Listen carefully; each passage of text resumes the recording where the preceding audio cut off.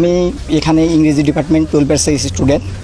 তো আমাদের এখানে যে ঝামেলাটা হয়েছে, এখানে অ্যাকচুয়ালি আমাদের কর্মসূচি ছিল অবস্থান কর্মসূচি। আমাদের উদ্দেশ্য ছিল আমরা মডার্নে গিয়ে অবস্থান করব, কিন্তু আমাদের যে এখানে ছাত্র সংগঠন আছে তারা আমাদের আগেতেই জানিয়ে দিয়েছিল যে অবস্থান, ছাত্রলীগ ছিল এখানে।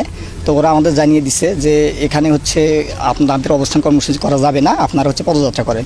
আমরা সেটাতে একমত হয়ে আমরা এখানে পদযাত্রা করার জন্য ইচ্ছুক ছিলাম, কিন্তু তারা পরবর্তীতে আমাদের আরও ফোর্স করে আমাদের যে সবার সাথে কথা ছিল আমরা হচ্ছে পদযাত্রা করে চলে আসব।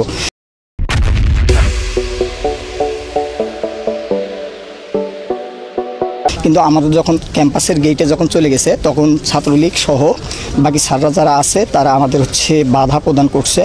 স্যাররা অ্যাকচুয়ালি যখন সামনে আছে তখন পিছন থেকে এবং তাদের যারা তৃতীয় পক্ষ ছিল তারা স্যারের উপর আক্রমণ করে সেই দায় আমাদের সাধারণ শিক্ষার্থীদের উপর চাপানোর চেষ্টা করছে। ছাত্রলীগের সভাপতি আমাকে চড় থাপ্পড়ে মারছে, এখানে উনি আমাকে নিজে স্টিল আমাকে থাপ্পড় মারছে। এখানে কথা হচ্ছিল আমাদের এখানে গত 9 দিন ধরে এখানে আমরা অনুষ্ঠান করতে সমাবেশ করতেছি, এখানে কোনো প্রকার আমাদের সাধারণ শিক্ষার্থী বিশৃঙ্খলা করে নাই, কিন্তু ওনারা আসার কারণে এই বিশৃঙ্খলা হয়েছে। এই দায়ভার সাধারণ শিক্ষার্থীদের না। আমাদের দাবি আমরা এখন বর্তমানে এক দফাতে পৌঁছাইছি, সেটা হচ্ছে সকল প্রকার অযৌক্তিক এবং সকল প্রকার অযৌক্তিক কোটাগুলো, বৈষম্যমূলক কোটাগুলোকে দূর করে প্রথম থেকে চতুর্থ শ্রেণী পর্যন্ত যথাযথ কোটা সংস্কার করা।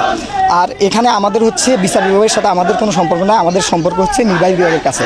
কারণ আপনারা জানেন সংবিধানের 29 নম্বর অনুচ্ছেদে বলা হয়েছে সরকারি চাকরির ক্ষেত্রে সকল নাগরিক সমান সুবিধা ভোগ করবে।